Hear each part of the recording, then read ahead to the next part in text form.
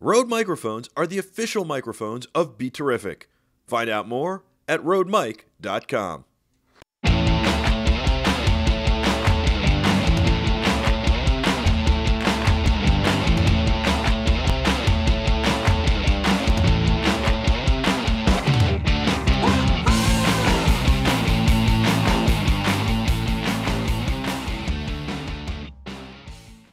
Welcome to the Michael Artsis Show. I'm Michael Artsis. I am so excited about the show today. We have got two amazing things going on, and I can't wait to tell you all about it. Also, I want to show you later, I spent the weekend having a lot of fun with Jack. He is 21 months old in just a few days. He's shoveling snow. We had a lot of snow here. And then you know what we did? We actually jumped the train over the track. Stay on or get off. Stay on or get off. It was like speed. We jumped the train. That was amazing. And we played a lot of basketball. So that was a lot of fun. It was super unbelievable. All right, we've got a week of great shows coming at you, and they're starting with today. It is unbelievable. I am so excited. First, we've got a great guest, but I want to tell you, you're going to want to stay tuned for the shootout after that. That is the Challenge for a Cause. Brianne McLaughlin, two-time U.S. Olympic hockey goalie for Team USA versus yours truly on the ice, 10 penalty shots, and it's all for charity, either ycs.org. Go check them out, ycs.org, and also Beaver County Humane Society. If I score, donate to ycs.org. If she stops me, donate to Beaver County Humane Society. You're not going to want to miss that. It's coming up at about 4:30. Go check out those sites right now, those wonderful charities. And, of course, I got to give a shout-out to Brianne. She's awesome, so you're not going to want to miss that. It'll happen here, 4:30. Don't miss it. It is unbelievable. I promise lots of surprises with that. All right, our first guest, a man who would make me believe I could score on Brianne. I know none of you think that, but I still believe, and you're going to find out in just a little while. And this man could make me believe that because what he did. You've seen the movie Invincible. Marky Mark played him. His name is Vince Papale, and he is joining us from Cherry Hill, New Jersey. Vince, thanks so much for joining us. Hey. 30 years old, you became the oldest, I almost said youngest, the oldest rookie without any college experience to play in the NFL. And you're joining us here today on BeTerrific. What an inspiring story. Thanks, Michael. It's great to be here. Yeah, there it is too. There's my man, Mark. So it's great to be talking to you. I always say that maybe there was a disclaimer. The asterisk is that kickers are not counted in that because there were a couple kickers that came in, from other parts of the world. But hey, it was just a dream come true, and it all worked out for me. Got the opportunity, took advantage of it, and boom, 30 years later, they make a movie, and I came out from underneath the rocks and back into the world again. I want to know how the movie came about. First of all, it's a great story. I kind of want to get into a little bit of it and then talk about what you're doing these days. But I got to know how the movie came out. How do you get to, I imagine that Mark had a lot to do with it, Mark Wahlberg. How do you get to Mark Wahlberg, and how does Mark Wahlberg play you? I mean, your wife must have liked that, right?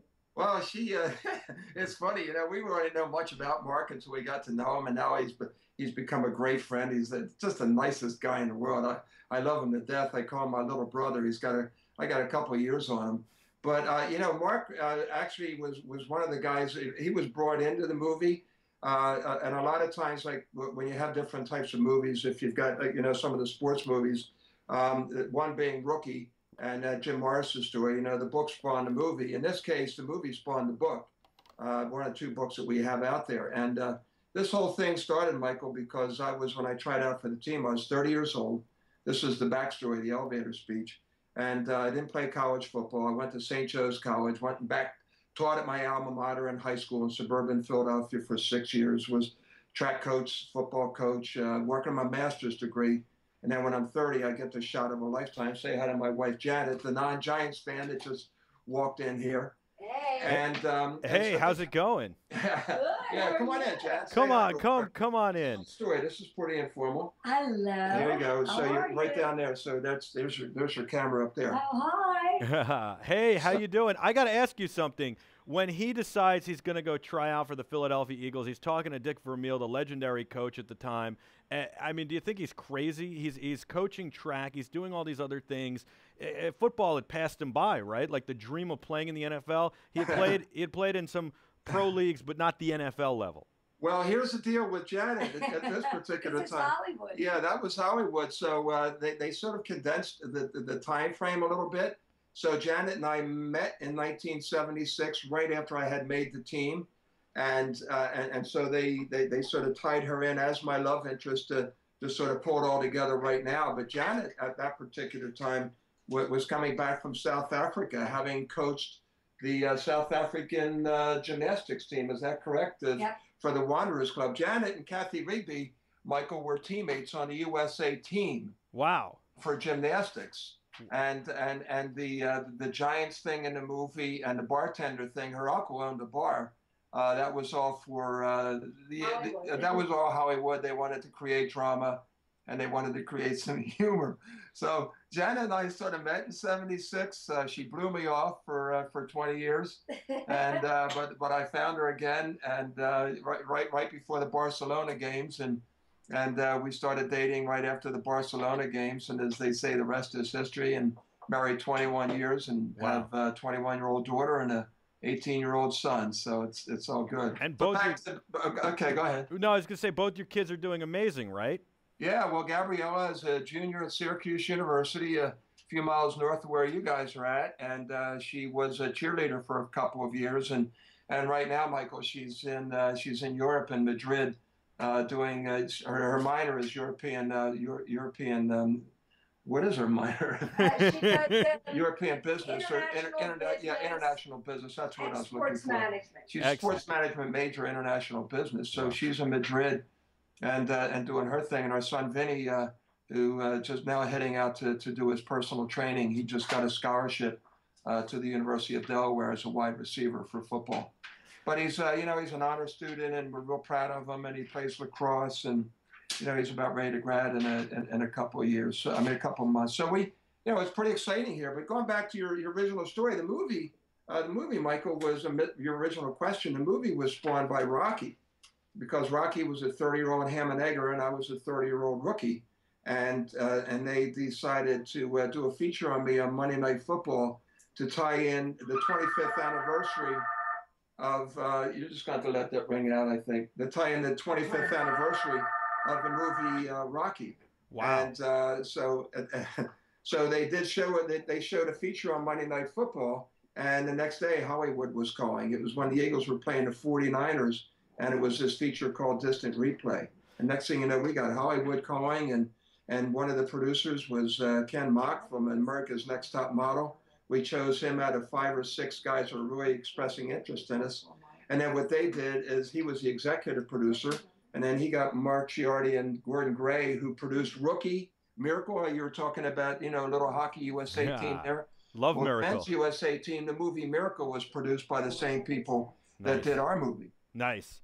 And so anyway, Disney outbid a whole bunch of other studios within Hollywood back in 2004.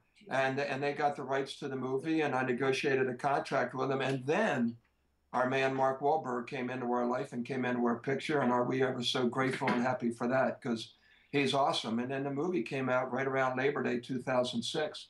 But let me tell you something, Mark, as the choice, there were other guys, and I can't mention some of the names, but there were some big names that were sort of vying for the job or the part. But Mark was the one that said, look, I'll do all the stunts. I'll do everything you want. And he's so funny. When I first met him, right at the Bryant Park Hotel, he threw a big party, and there, the Giselle was there, Lindsay Lohan, all the people from Friday Night Lights, Four Brothers, everybody's there. And I meet Mark for the first time, and he's telling me that he's feeling pressure. I said, pressure? I mean, you're Mark Wahlberg. How you be feeling pressure? He said, I never played the role of a guy still alive at the end of the movie. A real guy. Yeah. And Janet, she gave him the acid test, and she said, you better get yourself in shape, and he did. He, with the help of his athletic personal trainer that he has, Brian Gwynn, out there in California, he just worked his butt off and came in ready to play. And we worked 2 weeks together, basically one-on-one with the help of another guy. And got him in shape for football. And he just did a terrific job.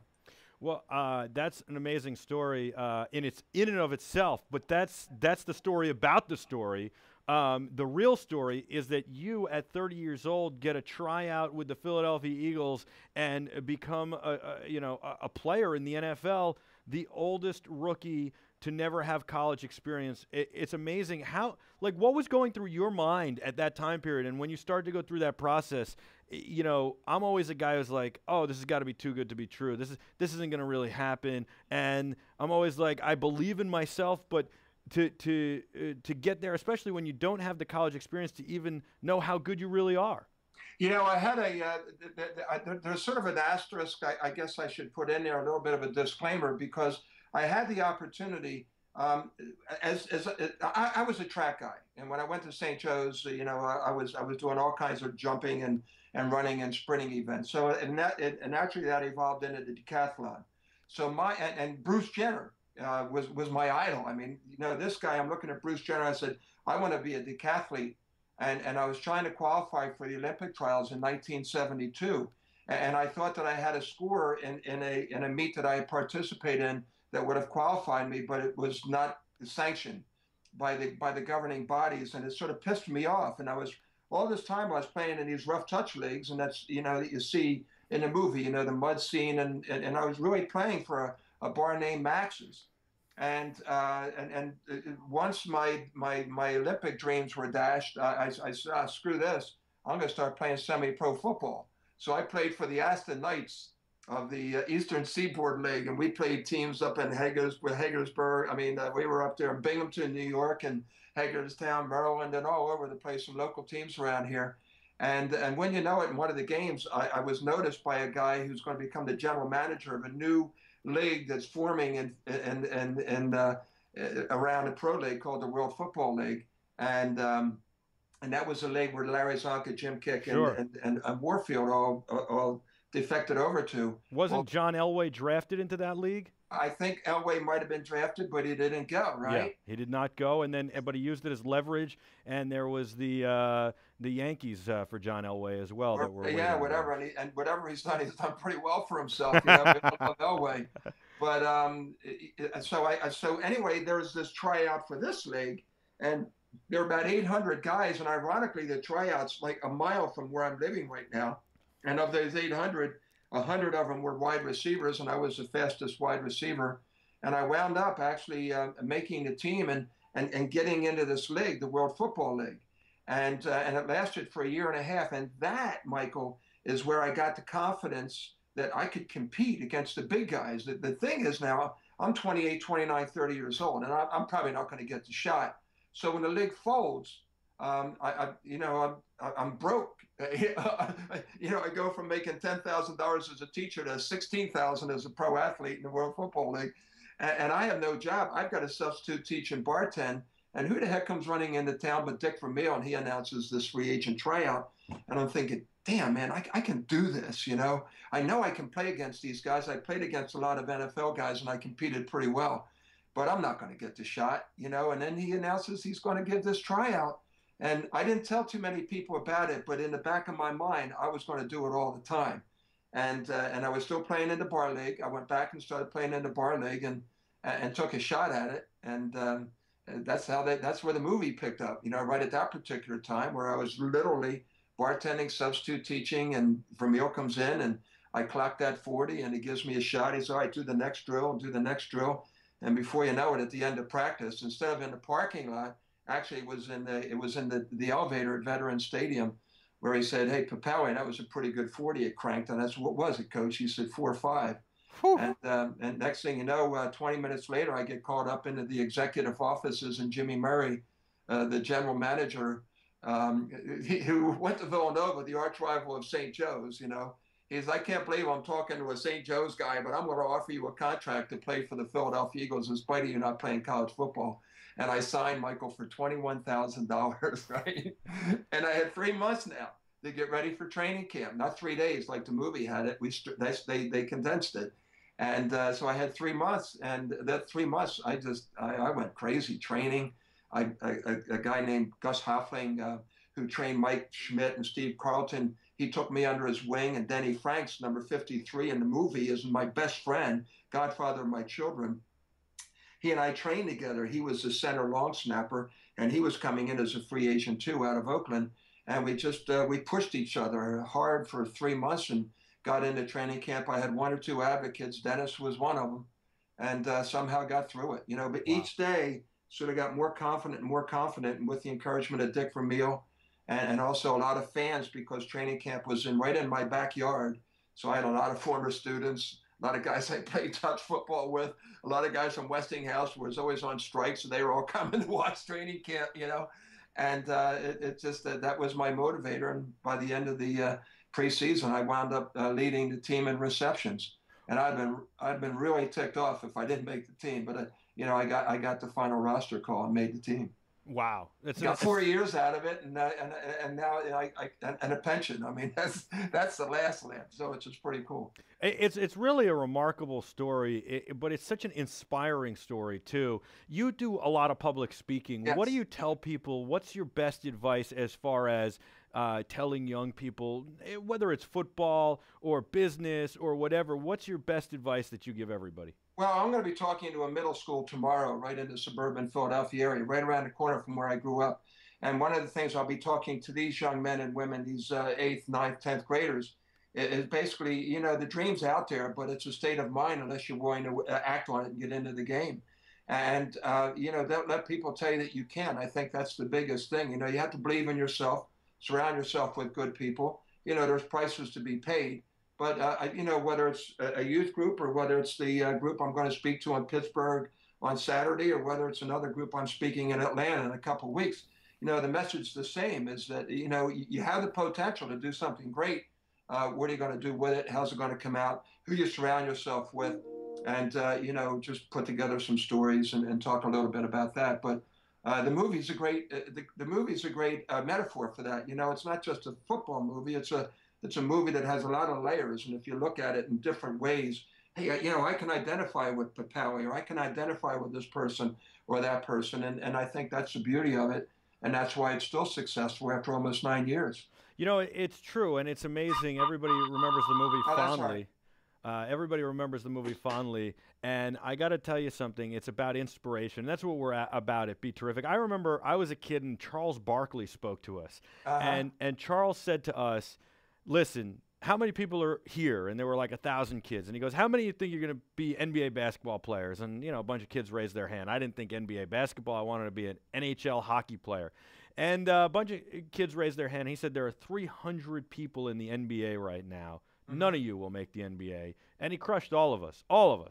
And I thought, oh, he doesn't know what he's talking about. And then I remember my father telling me when I told him this story that Charles was right and that I took the message wrong and should listen. And I think it was just so stupid of Charles Barkley to go out there and crush all these kids' dreams and get them thinking on a different track. It's in one respect, he's right that most of the kids there, maybe all of them, would not make the NBA. But the reality is, why should you stop trying? Why should you stop dreaming? And maybe it'll lead you to another dream or another path. And I think that it was just bad advice from a guy who had to work hard himself, who has an inspirational story himself. But your story is amazing, and I love the message you talk about based on the story and that you tell kids. It's just phenomenal. You have a book out called Be Invincible. I want you to tell everybody about that. And I just think it's amazing that you go around and really inspire young athletes. I also want to remind everybody that we've got an IRC chat going. You can join this conversation live. There are plenty of ways to connect with us. Connect at BeTerrific.com for email, at BeTerrificTV on Twitter and Instagram, and go to BeTerrific.com/live. Go underneath the live video player, and you'll see an IRC chat. You can join the conversation live, ask us questions to ask Vince, and even interact with other viewers as well. So don't forget to do that. Join anonymously, free, or create a screen name so we know who you are. So, Vince, tell me about Be Invincible. Well, the book that we wrote, first of all, when the movie came out, and that Disney through Hyperion gave me the opportunity to write the real story, like I had just told you, as long as I didn't denigrate Disney. I mean, you don't bite off the hand that feeds you. I love Disney and being a part of that team and basically being a Disney character. But as we went through, we decided that, let Janet and I, because Janet's got such a great story, being a world-class athlete and a coach at the University of Penn, let's co-author a book called Be Invincible, a playbook for reaching your full potential, which Coach Vermeil calls your greatest waste, and Vince Lombardi said, something ain't done yet. And we wrote this book, and basically what it is, it's 20 chapters of my speech. Each chapter is one topic within my speech, and it's expanded. And every person has what we call an invincible moment where they tell their story, and you being a hockey player would appreciate the story that Mike Eruzione tells in our book. Mike Eruzione tells a story in your book. I need that book. I wanted the book anyway, but Mike Eruzione first of all, I've wanted to interview Mike Eruzione my entire career. I can't even tell you how many times I've watched not only the clip of him scoring, but the original Miracle on Ice movie starring Karl Malden and Steve Guttenberg as Jim Craig and Miracle. It's such an inspirational story and great story in general. And I mean, I might as well just say this now. The night before I took on Brianne, which everybody's going to see in a little bit, I watched Field of Dreams for inspiration because, you know, I needed it. I needed to get focused and in that zone. Well, Field of Dreams is funny you say that. My father was a pig farmer, and I have this great picture of him. He's 1 of 9. Now, this great picture of him prior to World War II in what I call his Field of Dreams. The weeds are coming up to his knees, and he's got a white shirt on, suspenders, a catcher's mitt, a cigarette, probably a Camel non-filtered cigarette hanging out of his mouth, and suspenders on, having a catch. So that's the Field of Dreams. But Eruzione tells the story, and it's not him scoring that winning goal. By the way, I watched Miracle. I had a bunch of Vinny's friends, my son's friends, over, and the first movie I put on, I said, I'm going to play my second most favorite sports movie. They all loved it. But, you know, the guy that climbed Mount Everest, and, you know, people have done extraordinary things, especially soldiers and just great things. And it's a story of inspiration. It's a story of hope, and it's a book of hope. And I just did Janet and I just did an event in Mexico City this weekend for Football Americano. And now there's talk that we're gonna translate this book over to Spanish, and because there's big interest in American football down in Mexico City and those areas. So we're very excited about it. But Janet and I are we're thinking about a third book, and it's basically called Born to be Invincible, and more geared toward younger people and to keep that dream alive. Because right now, Michael, with all that's going on, it seems like people just want to shatter your dreams, like your dream was shattered when you heard my buddy, you know, my buddy talk to you, and Charles. And Charles, by the way, was a big inspiration to me, and he taught me how to handle people correctly when I'm in a crowd. But you know, you got to keep the dream alive, and everybody's born to be invincible. How does it come out? And I think that's going to be the title of our third book. That's awesome. I love it. I can't wait to read it. I will tell you that I think Charles Barkley is a great guy and a great athlete. He's the best. I think he just, you know, said something that he thought was true. He was trying to motivate kids to stay in education and be educated, and I think it came across wrong for me, certainly. I will tell you, I don't, you know, anything's possible. I really do believe that. I don't know that I could have ever played in the NHL. I have, you know, height and size restrictions on myself, but, you know, anything is possible. There are guys my size who have played in the league, and but I will tell you, I believe that anything you set your mind to, you can actually make happen. I love your story. Everybody's got to check out Be Invincible. I got a question from Taubes 00. What was it like getting hit for the first time in the NFL and making your first catch? And we'll end with that question for you. I appreciate your time so much. So Taubes in the chat room wants to know, what was it like getting hit for the first time and catching your first pass? Getting hit for the first time, I wore a suspension helmet back there, so my ears are probably still ringing, but I felt like I belonged. It was a great feeling to get hit, and catching my first pass was actually the last completion ever for the great quarterback Roman Gabriel, and it was wonderful. It was against the Tampa Bay Buccaneers. I'll never forget it. But making that first big hit, and that's the one that is basically the culmination in the movie. That was the one that to me was an invincible moment. I'll never forget that. And that's when I was finally accepted by my teammates and invited to my first team party. So it was pretty cool. That is pretty cool. Was that at Chicky and Pete's?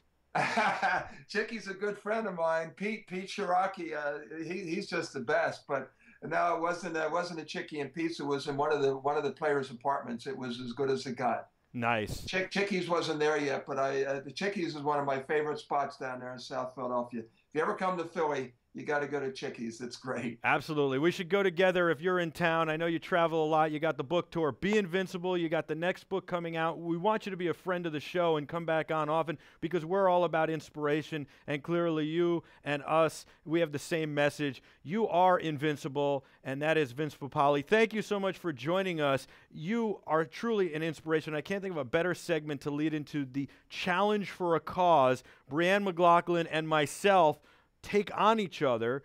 She says, I can't score on her. I say I can. The audience says, not a chance. But you've given me the hope and the belief that I can do it. So, guys, when we take a quick commercial break, we'll be back with this. Without further ado, and I'll tell you what, right after that, we'll come back to me here on set, and I'll break down some stuff for you, how that went. So don't go anywhere. You don't want to miss this. It is going to be unbelievable. We'll start with the national anthem from a good friend of ours and a good friend of the show. We'll be back right after this on BeTerrific. At BeTerrific, we do a lot of events and bring you a lot of great coverage. But we need to spread the word about BeTerrific, and you guys do a great job of doing that for us. We really appreciate that. But to do it fully, we need branding. And when we do these events, we need to be able to set up quickly and easily and have a home base, to be able to create a set, protect our gear, and shield our talent from lights of the event we're in, so we can add our own lighting and hang our cameras. We've teamed up with EasyUp to do that for Comic-Con and going forward.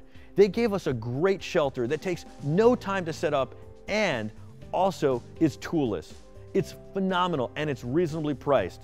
So whether you have a production company, a media house, or you want to just sell some products at an event, what you need is an EasyUp top.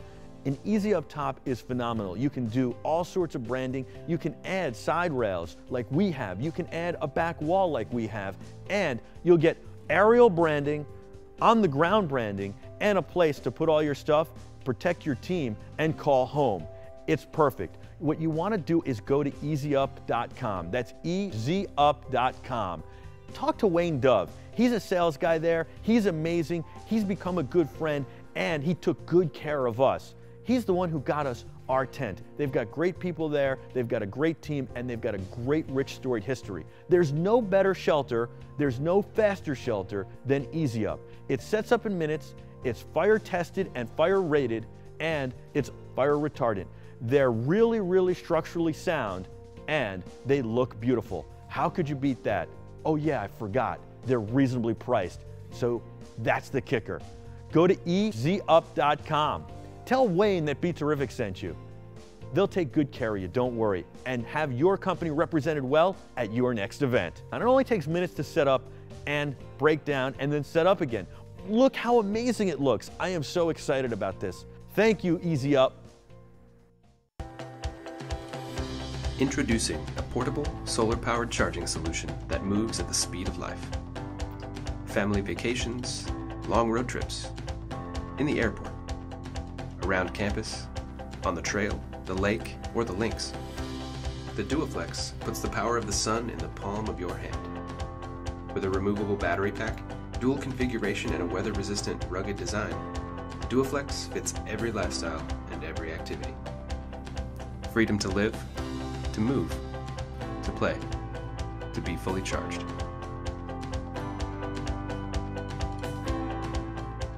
Rode microphones are the official microphones of BeTerrific. Find out more at rodemic.com.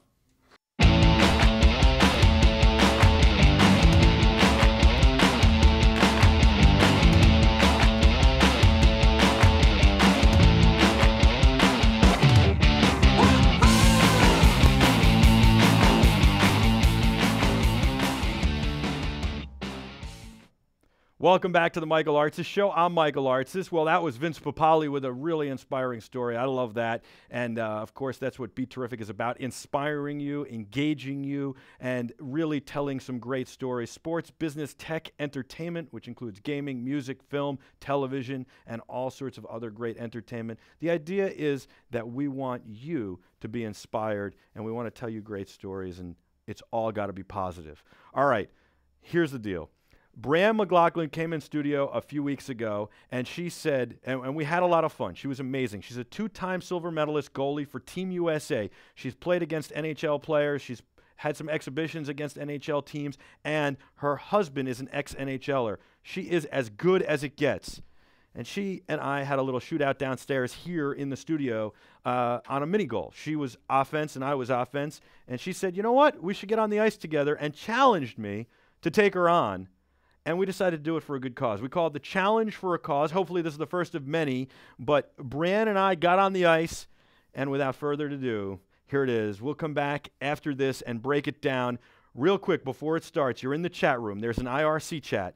It is BeTerrific.com/live. Underneath the live video player, there is an IRC chat. Enter that chat, either anonymously or with a login, and tell me right now if you think I score. And by the way, what I'd like you to do is I'd like you to go to ycs.org, and I'd like you to donate for each goal I score. If I score, I want you to donate something, $10, $20, $50, $100 for each goal. And conversely, if Brianne saves the shots, I want you to donate for each save she makes to the Beaver County Humane Society. So it's beavercountyhumanesociety.org, and I want you to donate. I'm looking at the chat room right now, and I don't think that DP or Paul Dixon or anybody else think I can do it. I know one thing. Ben has said, and I'm holding him to this, that if I score, he will get on a plane and fly to New York and apologize live on the show right here in studio on BeTerrific, on the Michael Artsis Show. Pete, here we go, buddy. I hope I score. I really think I can do it. I know none of you think I can, but Paul Dixon believes in me, and I love it, and I know Jay Taubes does too. All right, here we go. We'll start with the national anthem from Suzanne Reel from NOC, N-O-H-C, and then it's on. Oh, say, can you see by the dawn's early light was so proudly we hailed at the twilight's last gleaming, whose broad stripes and bright stars through the perilous fight o'er the ramparts we watched were so gallantly streaming, and the rocket's red glare, the bombs bursting in air, gave proof through the night that our flag was still there. Oh, say does that star-spangled banner yet wave o'er the land of the free and the home of the brave? Hi, I'm Chris Voncino for BeTerrific. We are in New Hyde Park, New York at the Iceland Skating Rink. It is freezing cold, but the temperatures feel warmer inside as we're having some fun on the ice. We have U.S. women's hockey goalie Brianne McLaughlin on the ice with us. Our normal host, Michael Artsis, taking shots on her. They're both playing for charities. Her for the Beaver Creek Humane Society in Pittsburgh. Him for YCS, Youth Consultation Services out of New Jersey. No matter what, check those charities out. Whether Michael scores, give some money to his charity, YCS. All the saves Brianne makes, money to Beaver Creek. Stay tuned.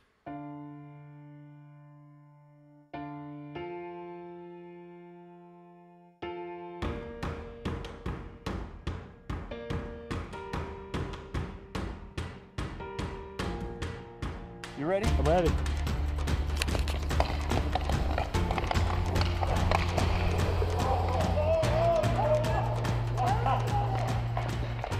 We're at Iceland Hockey Rink in New York with the one and only Brianne McLaughlin from Team USA Women's Hockey. Brianne, how are you doing today?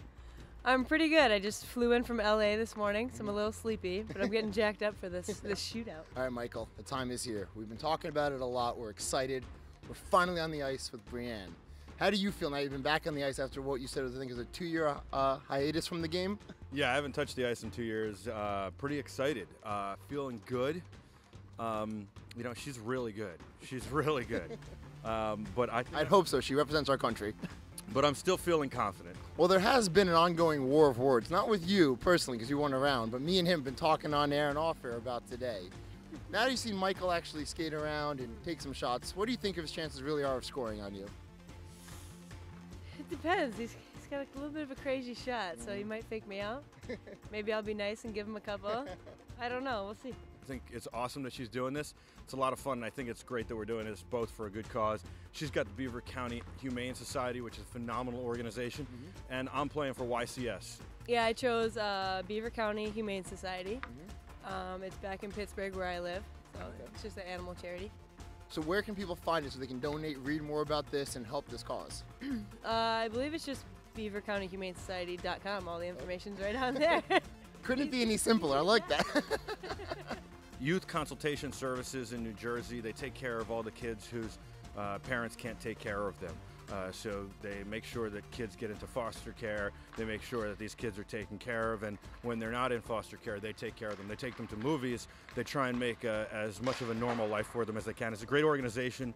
My mother-in-law, Ellen Jacobs, has been very involved with them for years, and I've done some stuff with them. We did a Thanksgiving dinner with them about 4 years ago with James Ahedebo, who was a Jet at the time, and that was phenomenal. So I couldn't think of a better organization, to do something with for today and raise awareness for. And of course, you want to help the kids and stuff. And this is a fun thing, so I thought it kind of brought it full circle.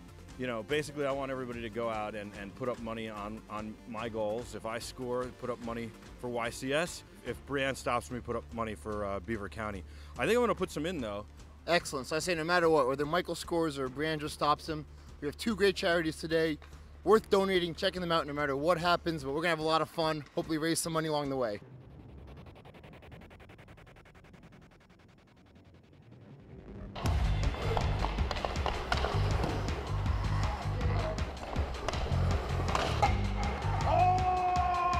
I don't know, that looked close. We'll have to video review.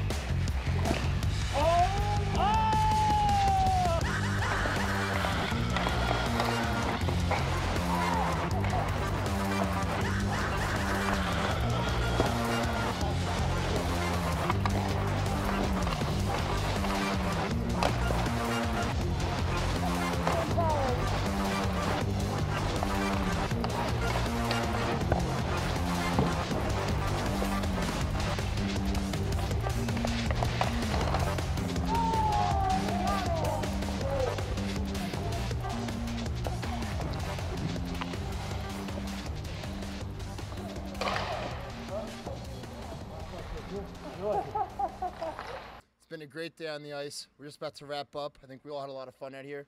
Brianne, thank you so much. What did you think about today? I started off a little slow. I think I scored more goals as a forward than I saved as a goalie, but I had fun. What did you think of Michael's shot match? You got to see it. All the talk is in the past. We got it on film. What did you think? He put some juice on it. His first four, he came down just speed demon. And then they ran out of gas a little bit, but he still scored. Michael, what was your end analysis of your performance? First of all, she's unbelievable. Very, very talented, amazing, a lot of fun, great personality. Came down here, did this for a good cause, and have fun with us. I think that, I think she said it right. I kind of expended all my energy on the first four shots. I was able to put a couple through, but I will tell you, she's unbelievable. But I think you can get older, you can get slower, but if you can keep your hands in your eyes, you're in good shape. And I think that helped me a little bit. Also tonight, she's going to do a hockey clinic with Hockey in Harlem. That's amazing, growing the sport of hockey and bring hockey to less fortunate children.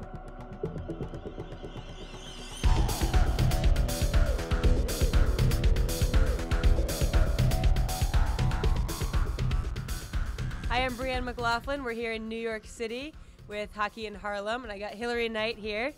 You just want to tell everybody kind of what we're doing, what this event is all about? Just connecting with the kids out here. They're having a great time out on the ice, and if you know, their role models show up at a rink and go out and practice with them, I think they'd have fun. And sure enough, Bri and I did that, and I think it was a successful event. I mean, my face is still a bit frozen, but we're good. We're good. We survived. We're thawing out Yeah. a little bit. What was your favorite part about the event? Oh gosh, I think it was just meeting the new kids and you know, giving a little pep talk from before they get out on the ice. But it brought me back to my roots when we used to skate outside, and of course I don't remember it being this cold, but it's good. There was people from a lot of different countries here, and they're able to play together with all females. We did talk about that with them earlier, how we didn't have that opportunity when we were kids. I had to play with boys because that's all that was offered. So I didn't get to play girls hockey and be on a team with other females until I was 16 or 17 years old. So the fact that they get to do that now and have women's hockey growing as it is a pretty cool thing. I'm Brianne McLaughlin. This is Hillary Knight. We're on BeTerrific here in New York City. Look at that. Ben, book that ticket. DP, I did it. To everybody else who doubted me, how about that? I got to tell you something. DK is saying in the chat room she let the goal in. Other people are saying that. I'll tell you what, I'm going to prove to you later that she didn't let any of the goals in. I should have had 4, by the way. That one that hit the crossbar we thought went in. She even thought it went in, even though she waved it off. And upon further review, it went straight down, just missed the goal line, and, of course, went out. That was a heartbreaker for me. I totally froze her on that when we look back. I'll tell you what, we've got all the shots here. When we went to the Hockey in Harlem event with her, she's an amazing, amazing person. That night, it was so cold, unbelievably cold, and she hung out there with all those kids and did the event, and what an amazing event. And she just is a great person, a great athlete. She's certainly the best goaltender I've ever faced in my life, and is really amazing. But I want to break down the shots, and we wanted her to break them down, and I think she started to get a little frustrated with them, so I'm just going to do it. We tried to get her to go through them, and she was like, no, I'm not going through the goals. So here we go. We'll take you through shot 1 first, and this is how it goes. I come down the ice. I am charging as fast as I can, and I kind of feel like this is a heavyweight fight, right? I'm going to feel her out. I wanted to go right there. I let my eyes and my hands tell me where to go, and I wanted to go 5-hole and didn't. I wasn't able to get it through those pads. I went a little higher than I wanted to. I don't have the best control with that stick. It's an Easton, but it's not as good as I'd like it, and so I couldn't put it between the legs, although she probably would have blocked that anyway. Put it in her midsection, and I think that she didn't like that too much. I also fired one up at her face when we were warming up. I wasn't supposed to warm her up. We had different people. I had a warm-up goalie, and she had somebody to warm her up, and it just didn't happen that way. It was amazing. Like, I was in such a zone. I tried to tell these guys, I can't do any production on this. Once I'm on the way to the rink, once I'm there, you won't even talk to me. Like, I won't talk, and it just kind of organically happened that I wound up warming her up as we were on the ice together. And so that was goal number 1.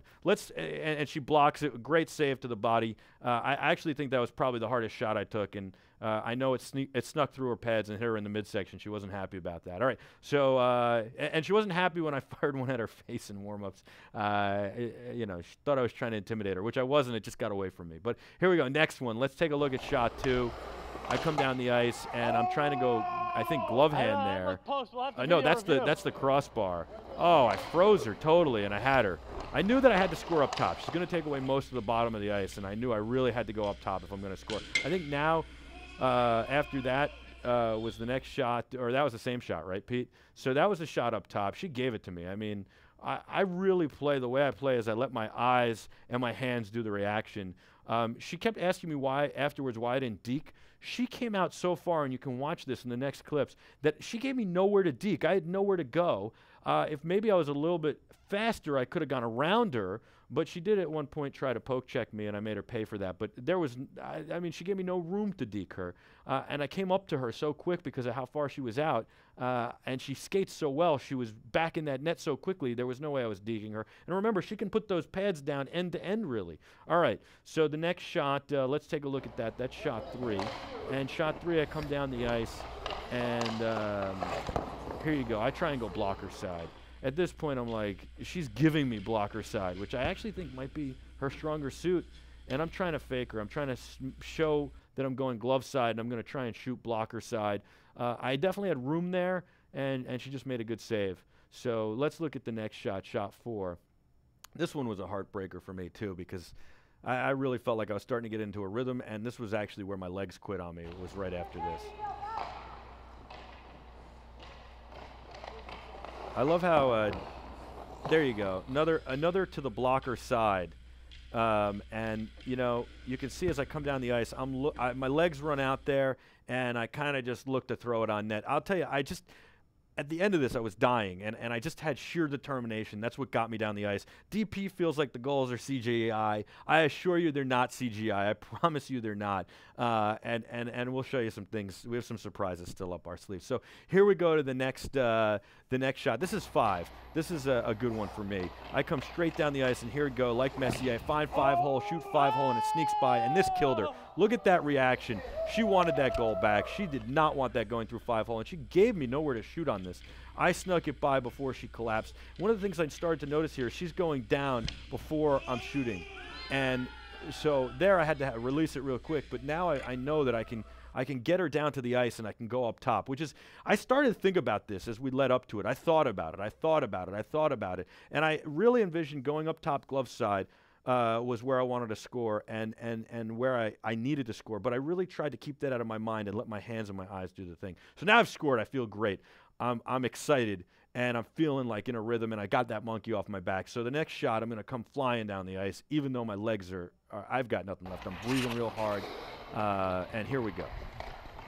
You can see I'm starting to slow my pace, and I go up top. And she went to poke check. She went to poke check me, and I made her pay, and I held on to it just long enough. And here you go. Look at that. Boom, right over the corner. And if we freeze that, I have a picture of that one. I'm looking blocker side, and I think that's where she says my shot is tricky.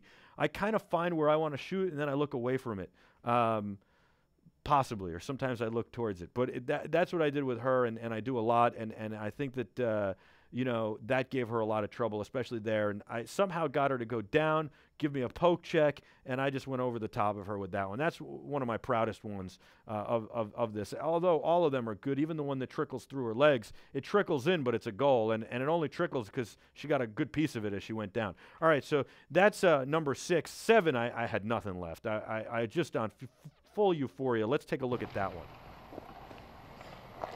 Here we go. I've got nothing. And I'm like, oh my God, I got to do 2 more. At that point, I literally say to everybody, how many more are we doing? And basically, the plan originally was, and you can see right there, she just makes an easy save to the blocker side. The plan was to take a shot, have Chris interview her, and interview me immediately about the shot separately. And then we take another one, so a little bit of a break. For whatever reason, that plan went to the wayside. As soon as we started, I felt like I was in a groove, and I just kept going. And I don't know. She was getting a little antsy to get started, and we had all this stuff going on, and I just was in this groove, and then I was antsy, and it just this energy, and I just kept going. So I'm really running out of steam. 8, you're gonna see is. I did want to get one slap shot on her. I've always had a really good slap shot. I practiced that a lot growing up, and I wanted to see what I could do with one slap shot. It's a really hard position for a slap shot, but here we go. I've got nothing left. I probably have nothing in my legs to drive this. This is number 8, and I'm just going to fire a slap shot, which does nothing. I mean, she might as well have been a brick wall because she gave me nothing. I gave her nothing really good. When I look at the long replay, it looks like a decent shot. When I look at it in the close-up, it's real weak. I'm real disappointed in that shot. But I think I had no drive left in my legs. And you can kind of see as I tailed off at the end, I was done. I'm like, all right, 2 more. So for 9, here we go with 9. And 9, I come down the ice, and I'm like really sucking wind here. And there you go. I'm going to shoot to the blocker side. She kept giving me blocker. She was giving me that side, daring me to shoot there, and I was like, I'm going to put one there, and I never did. But I thought I could, and I had nothing left, and I said, I'll just sneak one by her pad. I actually wanted to go low on her blocker, between her blocker, her stick, and her skate, and yeah, that's a bad plan. Maybe if I went up top on blocker, but, you know, that's just not where I was going, so there you go. And number 10, all right, I'm dying on number 10. I've got nothing left, and I just said to myself, one more. I ain't hear no bell yet. Come on, Tommy. Oh, there it is. and I just had to do it. I just had to. Whatever I had left in the tank, I could barely. You see, I'm leaning on the stick. I could barely get over to her, and I had nothing left. We scrimmaged afterwards. I don't even remember what she said to me, by the way, right here. We definitely had fun. Both of us had a blast. Here you go. You see me coming down the ice. I got nothing left, and I'm just going to go boom right there. And at first, I thought that she didn't even put her glove up. Like, I almost thought she let me have that one. But I actually watched the replay and see she made the effort fully. She made some really good glove saves on me in warm-ups. She made some really good glove saves on me later in the day. But I'm telling you, that one I just needed and I wanted, and that was sheer desire. That was pure inspiration and desire and saying, I'm going to make this happen. So she's amazing. She's phenomenal. And I thought there might be a chance, because there were people who were telling me the only way you score is that if she lets you get a couple in there. And I said, you know, maybe there's a chance here she was just being nice. I know now that that's not true, but I asked her that. Pete, you want to play that clip?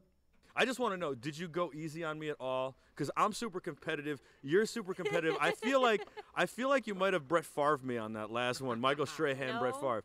Totally hard the whole time. Of course. I love it. I love it then. So there you go. She did not let me score. She in no way, shape, or form would let me score. And I do want to show one thing, and then we'll talk a little bit more about this. But so at the end of the day, we get off the ice. I walk her to the locker room because we changed the locker room so she could have a heated one. And I'm skating back across the ice to go to my locker room with no heat. And there are some pucks still on the ice, so I start shooting them. And Chris and Sue were the only ones left on the ice. And everybody else is, doing their thing. And I fire one shot, two shots. And, I had gotten my legs back a little. I was drinking that energy drink raw, which was really powering me back up. Because I haven't been on the ice in a long time. When you haven't been on the ice in a long time, you get that burn in your lungs. Your lungs freeze. And that's the first thing that did me in. And then the raw started to help. And I was actually getting lightheaded and, I wasn't feeling great. And so I was starting to feel good at this point, and I crank a shot, hits the crossbar, and the puck explodes like it's a video game into multiple pieces. I don't even know where the other piece of the puck is.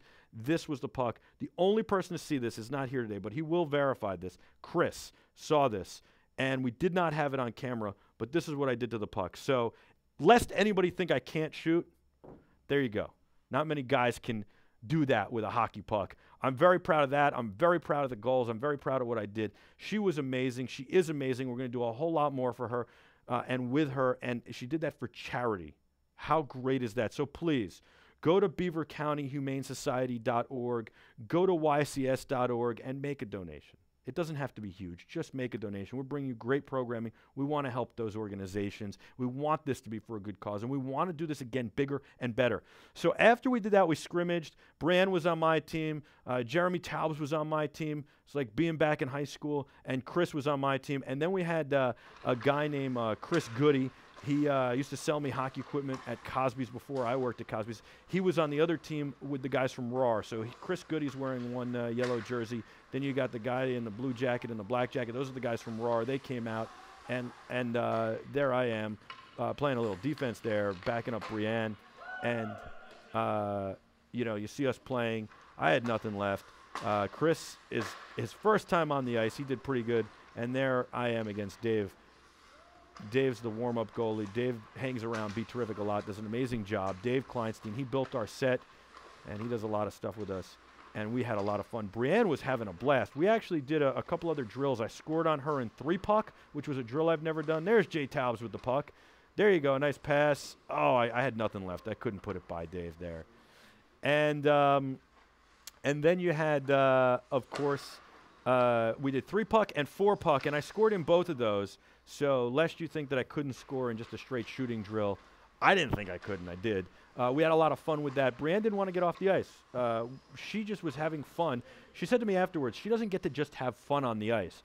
And she did. She had a blast. So hopefully we'll be able to do this again. There's the whole crew, and we'll have a lot of fun with it. And by the way, I want to say something. She is awesome at offense. In all her goalie equipment, she scored on Dave several times. She even deked him when he challenged her to score on him. By the way, Dave didn't think I could score on him, let alone her. So at the end of the day, right before I shot all those pucks, right before she gets off the ice, Dave says, come on, put one on me. And I go penalty shot on Dave. And before I do, I get a little confident. I say, where do you want me to put it?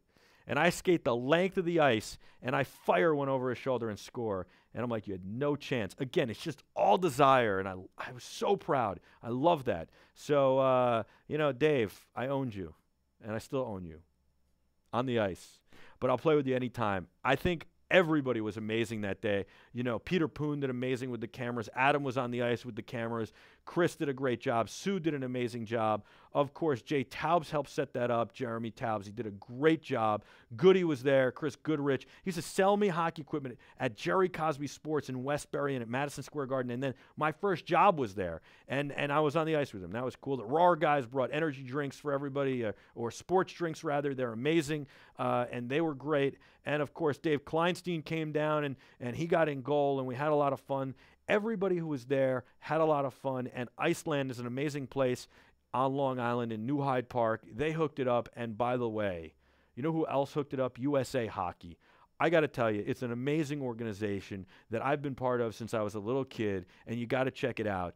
I got to thank the great people at USA Hockey, usahockey.com. It's an amazing organization. Check it out. It is what fosters youth hockey in the United States of America, and they ensure that all of us get to play and get the same coaching and all that stuff, and in addition, get insurance to play on the ice. This was unbelievable. It was a lot of fun. I mean, I have to thank Brianne. Unbelievable. She's just amazing. And I feel like she's becoming a good friend and a good friend of the show, and I'm excited about that.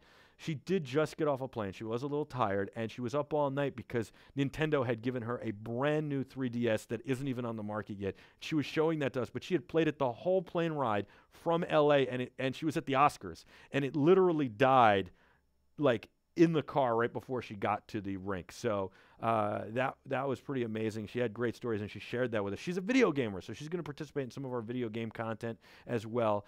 And I can't wait to get back on the ice with her. And I think we want to make this like an annual thing. Hopefully you guys liked it and want that to happen too. But yeah, we're going to make this something like an annual thing, but I think we're going to get on the ice with her more than that whenever she's back in town. I know she had a lot of fun, and she's awesome. You guys are awesome. I had a lot of fun talking about this the last few weeks and chatting it up. And, I'm glad that you guys didn't think I could do it. It motivated me a little bit more. I like how Paul Dixon says DP underestimated me. Yeah, that's an understatement. And so did Eddie and everybody else who didn't think I could do it, including my father-in-law, Michael Jacobs. He thought there was no chance and still thinks that she let me score without a doubt. So Brianne's amazing. Of course, her people around her are unbelievable too, and we got to thank them. Pete, what did you think about this whole thing? You watched it unfold. You were there. What did you think? You're not even a hockey guy. No, so it's very exciting. Yeah. So you're pretty skilled. Thank you. It was a lot of fun. And Brianne was awesome, and there you have it. That is, there it is. There you have it, the Challenge for a Cause, YCS.org, and, of course, the Beaver County Humane Society. I like how Chris got it wrong. He called it Beaver Creek Humane Society, but it's Beaver County and beavercountyhumanesociety.org, and, of course, YCS.org. Two great foundations.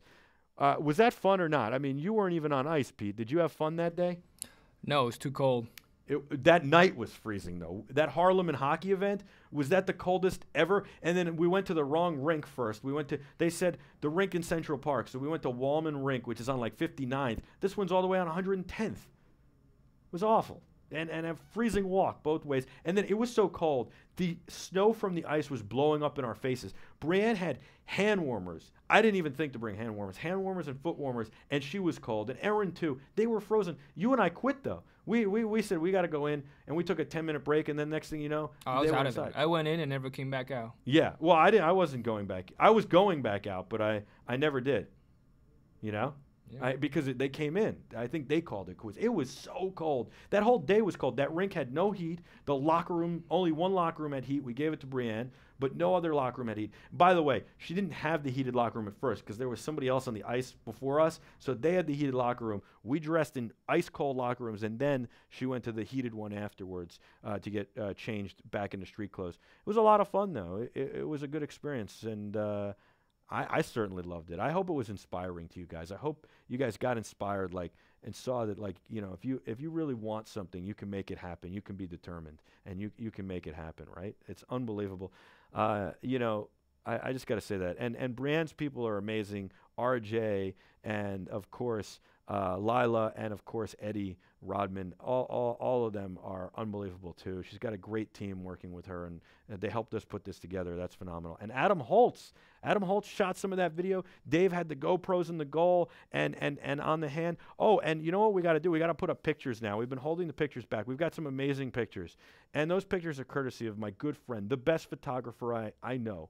This guy shot with us on the mountain in Park City, Utah. He shot the entire bed gear campaign when we did it with Lindsey Vann, the Olympic athlete. We did a commercial and a poster for stores and a poster for print ads and all of that stuff. He shot the photos, and that was Bill Smithison, and he is unbelievable, unreal. Bill Smithison. And he's a good friend, and I can't thank him enough for coming out, mounting a still camera behind the net, and taking shots with a 200 to 400 Nikon glass with an f4 with a D4S and a D800. Unbelievable stuff he got out there with the remote camera. He's amazing. He's one of the best in the world. He's been published many times, Time Magazine, all sorts of other stuff, Sports Illustrated, and he was Michael Strahan's guy for many years. Him and this guy, Willie, were Michael Strahan's guys on and off the field for many, many years. His personal photographer, done stuff with Mariano Rivera, all sorts of guys, and he came out of the goodness of his heart for the charities and for everything, and took great photos of us. So we've got some great photos we'll share with you, and that's my good friend Bill Smithison, who's amazing, and you got to check him out. So I got to thank him as well. We did get some slow-mo shots. Pete, what was the Digital Phil wants to know? We had a 120 camera. Was that in Dave's hand, and so it didn't get everything? It was a GoPro on Dave's hand. We did get some slow-mo on that, right? But that wasn't the goal cam. I don't know. In the future, we'll be more organized about this, and we'll do it better. I think that was the one in Dave's hand, and he was trailing me, and it didn't necessarily work out with the 120 as well as we wanted to. A BeTerrific hockey team, DK, yes, absolutely, and that is my dream in the future. We'll have like weekly games, and you guys will be able to play as well, too. You'll be able to fly into town and join us. That'll be super awesome. As well, and we'll have to get BeTerrific jerseys. And I want to mention one other thing before we go. This didn't happen this year. I really tried hard. I had the Ialpi family working with me. It just didn't happen because of timing. But John Ialpi taught me how to skate. Without John, I wouldn't have ever been on the ice. He was a great guy. And unfortunately, he was a New York City firefighter, an FDNY firefighter who ran into the towers on September 11th and saved people. He's on the radios saving people. You hear it all over the radios if you listen to the transmissions. Unfortunately, John gave his life to save a lot of people on September 11th, and he was a great guy. And John and I never played on the same team. We played for the same team, but he was a lot older than me. I played with his brother Brendan a little bit, and I know his sister Melissa well. She's an amazing person, and of course I know his dad Lee, and they're great people. And I wanted nothing more than to represent the victims of September 11th, the Great Neck Bruins, who I played for, and John Ialpi. And unfortunately, we just couldn't get a John Ialpi jersey made. But next time we'll do that. I wanted to wear a number 16 John Ialpi Great Neck Bruins jersey to honor him. And his family is phenomenal.